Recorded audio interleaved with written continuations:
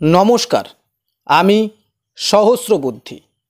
আমরা আগেই বলেছিলাম আর্য আক্রমণ তত্ত্ব আমরা ধীরে ধীরে আলোচনা করব, কিন্তু আজ আমাদের বিশেষ কিছু দর্শকদের অনুরোধে একটি অন্য বিষয় নিয়ে আলোচনা করব।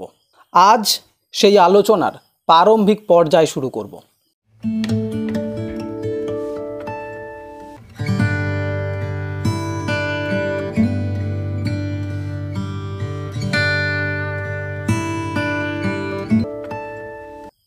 আমাদের হিন্দু সমাজের অন্যতম বিতর্কযুক্ত গ্রন্থ হলো মনুসংহিতা।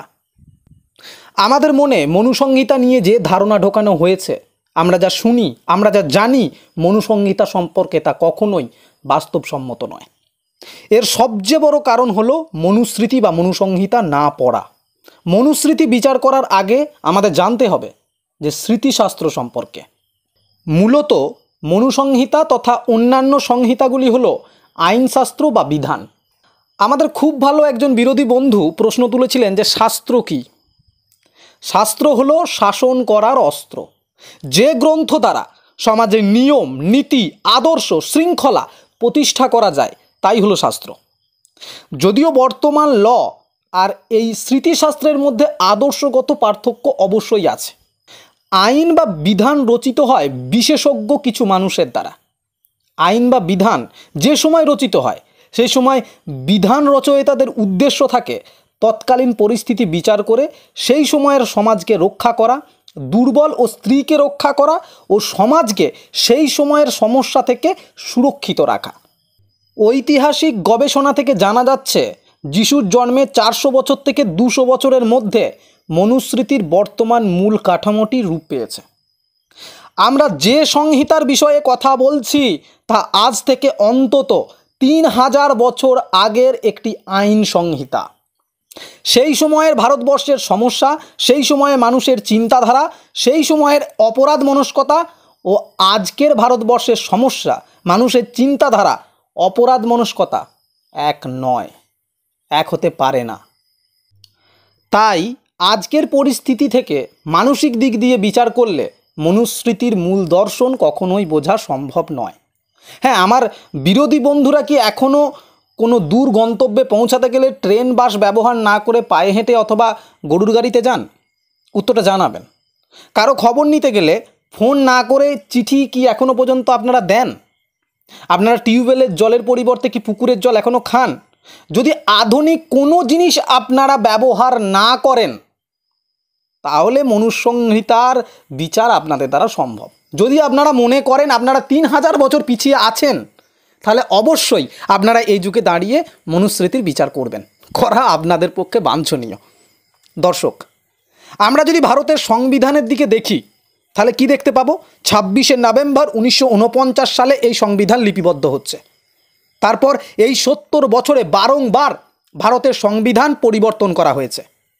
এখানে শুধুমাত্র ভারতের সংবিধান উদাহরণ দিলাম মাত্র, কিন্তু বিশ্বের যে কোনো দেশের সংবিধানের ইতিহাস ঘেঁটে দেখুন, দেখবেন পরিবর্তনের ইতিহাস অবশ্যই পাওয়া যাবে। শুধু কম আর বেশি, এই যে পার্থক্য, এই কম বেশি নিয়েও ইতিহাস আছে, তা আমরা প্রসঙ্গান্তরে আলোচনা করব। তাহলে এখন বিচার্য বিষয় যে এই সংবিধান যে পরিবর্তন হচ্ছে, কেন হচ্ছে? হচ্ছে কারণ সংবিধান প্রণেতারা যে দৃষ্টিভঙ্গি ও সমস্যাকে সমাধানের জন্য সংবিধানের ধারা বানিয়েছেন তার পরিবর্তন ঘটছে নিয়ত, তাই বিধানেরও পরিবর্তন ঘটছে। তাহলে দর্শক, আজ থেকে মাত্র 70 বছর আগের সমস্যা আর দৃষ্টিভঙ্গি যদি বহুবার পরিবর্তন করা হয়, তাহলে 3000 বছর আগের সমস্যা আর দৃষ্টিভঙ্গিকে আজকের পরিস্থিতি ও দৃষ্টিভঙ্গি দিয়ে বিচার করা কতটা যুক্তিসঙ্গত? আসলে হিন্দুদের ধর্মগ্রন্থকে ছোট করা, তার অপপ্রচার চালানো এদের মূল স্বভাব হয়ে দাঁড়িয়ে গেছে। মনুসংহিতার বহু শ্লোক প্রক্ষিপ্ত, আর এরা সেগুলোকেই হাইলাইট করে। আমি এর সুফল ও প্রক্ষিপ্ত অংশ নিয়ে বিস্তারিতভাবে আলোচনা করব। আসলে অশিক্ষিত ছাড়া কেউ 3000 বছর আগের সমস্যার সাথে আজকের সমস্যার তুলনা করতে পারে বলে আমার জানা নেই। আপনাদের জানা থাকলে অবশ্যই আপনারা জানাবেন। দর্শক, আগে একটা বিভ্রান্তির ইতি টানা যাক। বেদ আর স্মৃতিশাস্ত্রকে গুলিয়ে ফেলা হচ্ছে। বেদ ও স্মৃতিশাস্ত্রের সবচেয়ে বড় পার্থক্য কোথায় জানেন? দেশের যেমন পরিস্থিতির পরিবর্তন হচ্ছে, সমস্যা মানুষের জীবনধারার সাথে স্মৃতির বিধান পাল্টে যায়। অর্থাৎ স্মৃতি পরিবর্তনশীল শাস্ত্র, কিন্তু শ্রুতি বা বেদ অপরিবর্তনীয়। এছাড়া স্মৃতির রচয়িতা হলেন মনুষ্য, আর বেদ এ তো আপনারা জানেনই। দেখবেন সেই জন্য বিভিন্ন স্মৃতিশাস্ত্রের সাথে বিভিন্ন স্মৃতিশাস্ত্রের মতবিরোধ থেকে যায়। মনুস্মৃতি, যাজ্ঞবল্ক্য, পরাশর, বিভিন্ন প্রণেতার সাথে বিভিন্ন প্রণেতার আলাদা আলাদা মতবাদ। আসলে পরিস্থিতি, সমাজ ব্যবস্থা, জীবনধারা, মানুষের চিন্তাধারা, তার ভিন্নতা, সংহিতা রচনাকারীদের সংহিতা রচনার আদর্শ ও প্রয়োজনের ভিন্নতা থেকে এগুলো তথাকথিতভাবে স্ববিরোধী মনে হলেও বাস্তবে এগুলো স্ববিরোধী নয়। এগুলো হলো বাস্তববাদী চিন্তা ও সিদ্ধান্তের প্রকাশ, যা বিধান রচনার জন্য আবশ্যক।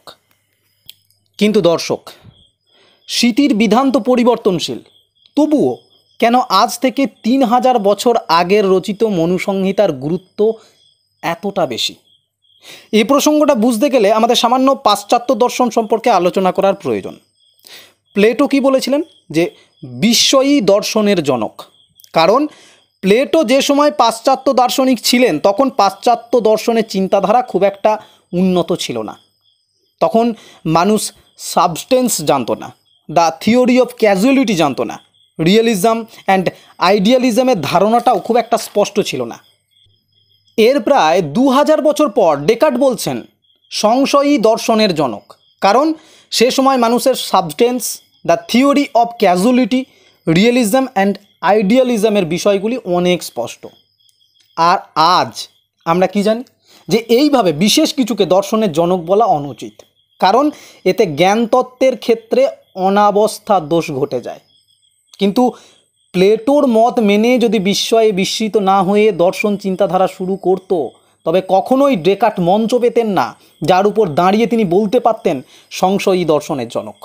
আবার সংশয়ে সংশয়যুক্ত না হলে মানুষ কখনোই আবার আজকের সঠিক সিদ্ধান্তে আসতে পারত না। এটাই যথাযথ যৌক্তিকতা। একটু ভেবে দেখবেন। ঠিক একইভাবে মনুস্মৃতির বিধানগুলো না থাকলে পরবর্তীকালে বিধান তৈরি হওয়ার সুযোগই আসতো না, এবং আজকের পরিস্থিতিটাও আসতো না যদি সে সময়ের সমাজকে স্থিতিশীল না করা যেত। বিশুদ্ধ মনুস্মৃতি দেখলে বোঝা যাবে যে মনুর বিধানগুলো কতটা বিজ্ঞানসম্মত এবং মানবিক। তাই আজও মনুস্মৃতি সমানভাবে প্রাসঙ্গিক।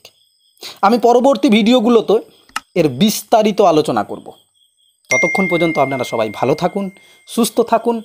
আপনারা ভালো থাকলে আমরাও ভালো থাকব। ধন্যবাদ।